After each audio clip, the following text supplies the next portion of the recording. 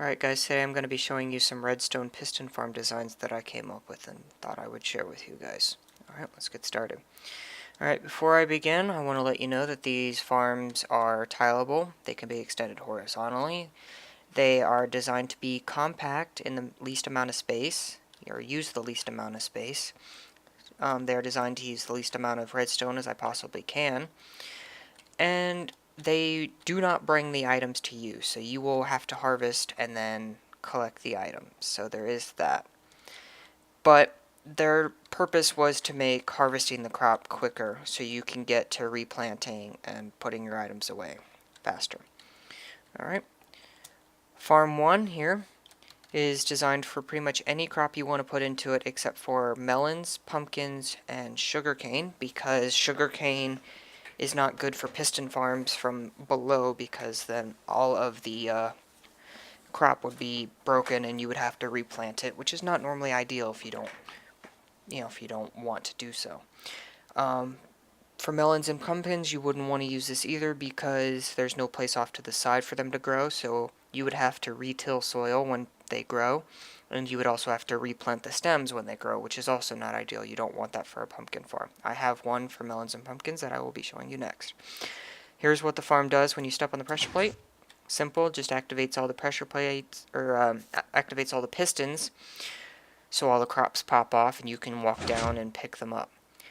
Now, when you build this, I would suggest using a lily pad or a half step over the water so you don't walk into the water when you're trying to pick up your crops, so crops don't fall into the water, and so you don't accidentally remove the water and destroy the fertilization.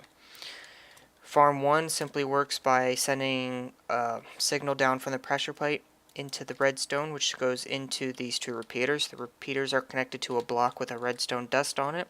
The dust is not connected to anything, so it powers in every direction, so it powers these two pistons and these two blocks. These two blocks get powered and power the pistons next to them. So that's how they all fire at the same time.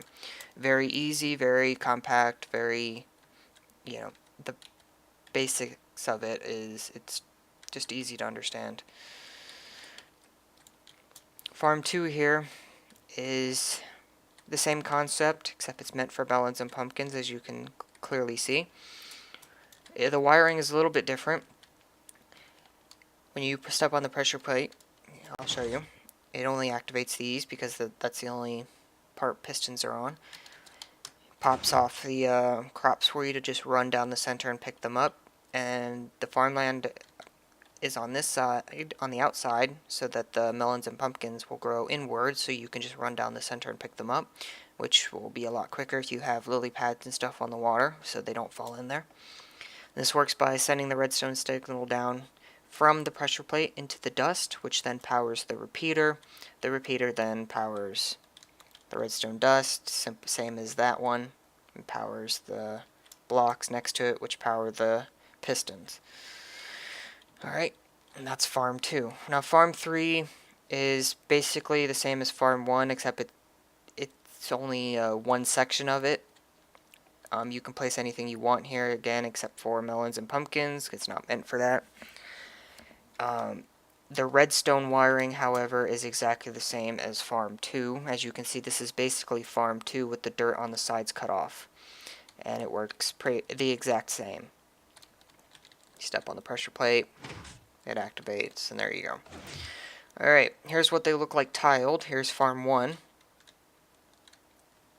You can just extend that as far as you want. Here's what Farm 1 looks like with everything but the wiring removed. As you can see, the dust just goes down a straight line, sending signal into the repeaters, which sends it into the block with the dust on it, and the dust then powers the two blocks connected to it.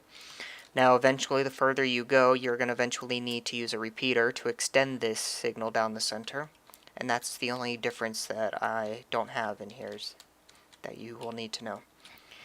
Alright, and here's Farm 2.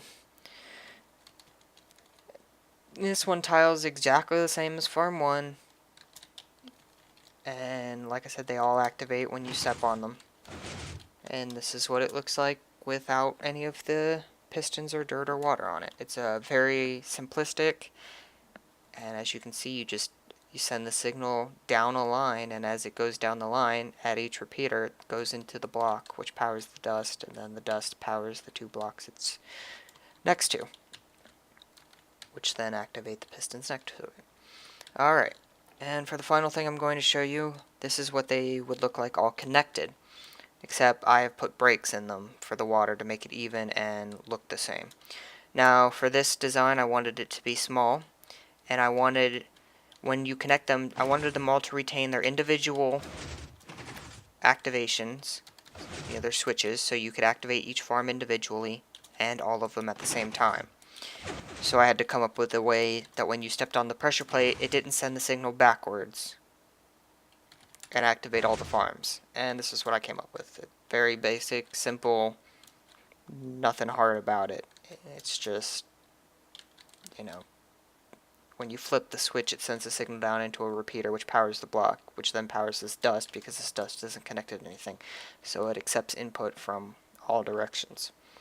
And you can do this with either any of these farm designs. You can connect them all. I just chose to use farm 3 broken up.